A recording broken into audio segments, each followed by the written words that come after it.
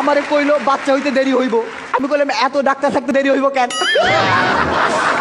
প্রয়োজন হলে আরো 2-3 জন মিলে চেষ্টা করেন। আসসালামু আলাইকুম। শ্বশুর আব্বা আমারে এসে কইলো তোমার শাশুড়ি তো টেনশনে একবারে মৃত্যু পথযাত্রী। আমি কইলাম যাত্রা শুভ হোক।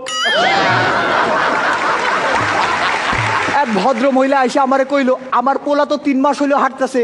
আমি কইলাম হাই হাই ওরে আটকান, বহুদূর তো চলে গেছে।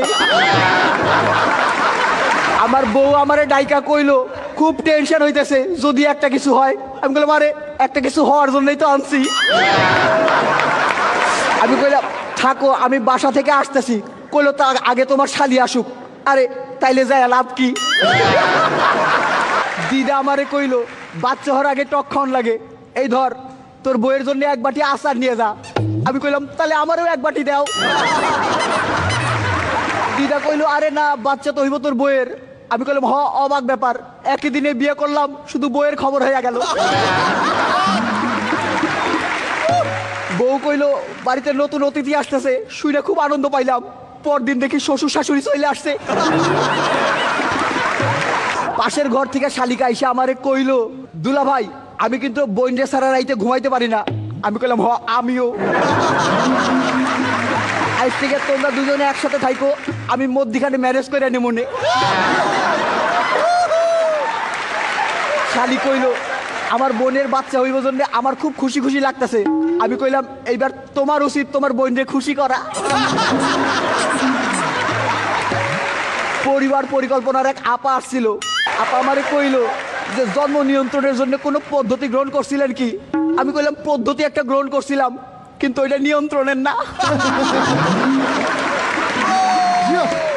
আপা আমার বউরে কইলো যে এই সময় ভালো মন্দ খাওয়া দরকার, আপনার কি খাইতে সবচেয়ে ভালো লাগে? আমি কইলাম ওই একটা খাবারের নাম কয়া দাও।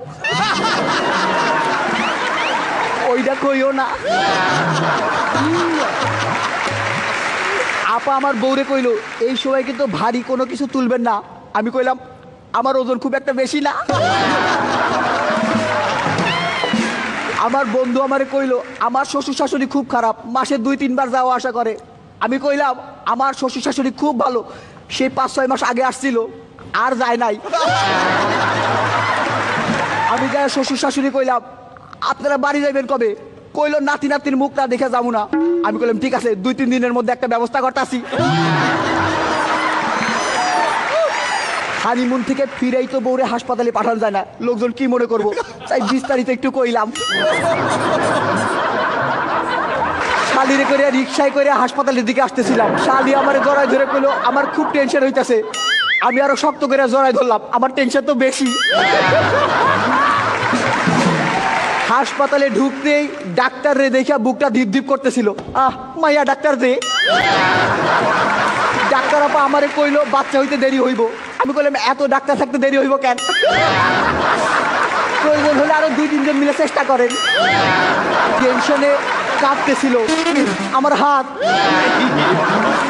নড়তে লাগলো আমার চোখ, গরম হয়ে উঠলো মাথা। আমি দোয়া করলাম যে বাচ্চা জানি দেখতে আমার মতো হয়, দুষ্টুর প্রতিবেশীর তো অভাব নাই। এমন সময় নার্স আইসা কইলো আপনার একটা ছেলে সন্তান হয়েছে। আমি কইলাম এত চেষ্টার পরে একটা? দাঁড়ান বউরে খবরটা দিয়ে আসতেছি। যাই বাচ্চারে তো দেখে অবাক, এতদিন পরে হইলো তাও এত ছোট। এই বাচ্চারে পাল্টাই দেন, লিক হয়ে গেছে। বাচ্চার মুখ দেখে তো অবাক, একবারে দাদুর মতো। আরে দাঁত ছাড়া যে। শালি কইলো এই যে বাচ্চার চোখ 2টা একবারে আমার বোনের মতো, কান 2টাও একবারে আমার বোনের মতো, আর যে একটা কইলো না ওইটা তো আমার মতো। আমি নাকের কথা কইতেছিলাম। আমার যে ছেলে সন্তান হয়েছে এইটা শুনেই বিশ্বাস করেন। একটা ছোট্ট প্রমাণ আছে কিন্তু তা দেখাতে পারবো না। আরে ছবিটা যে নিয়ে আসি নাই। শ্বশুর শাশুড়ি কইলো একটা ভালো ছেলে খুঁজতেছি, ছোট মেয়েটার এবার বিয়ে দিয়ে দিব। আমি কইলাম আরেকটা ভালো ছেলে খুঁজেন, আমার দ্বারাও বিয়ে দিব। পরিবার পরিকল্পনার আয়সা কইলো ভাইজান এই ভাবির স্বাস্থ্য খুব একটা ভালো না, এখন আর বাচ্চা কাচ্চা নিয়েন না। আমি কইলাম তা ঠিক আছে, কিন্তু যাদের স্বাস্থ্য ভালো তারা তো আর শুনবো না। বলে শোনেন, 2 বাচ্চার মধ্যে দূরত্ব রাখা দরকার। আমি বললাম ঠিক আছে, বাচ্চা আরেকটা হইলে 2টারে 2 জায়গায় পাঠাই দেবো। বলে শোনেন, বাচ্চার পুষ্টির জন্য মায়ের ভালো মন্দ খাওয়া দরকার। আমি বললাম এই তো, মেয়ে মানুষ বলে পক্ষপাতিত্ব করলেন। ছেলে হলে বলতেন বাচ্চার পুষ্টির জন্য বাবার ভালো মন্দ খাওয়া দরকার। আর সারাদিন ধরে বউ বলতেছে আজ পারফরমেন্স যেন ভালো হয়।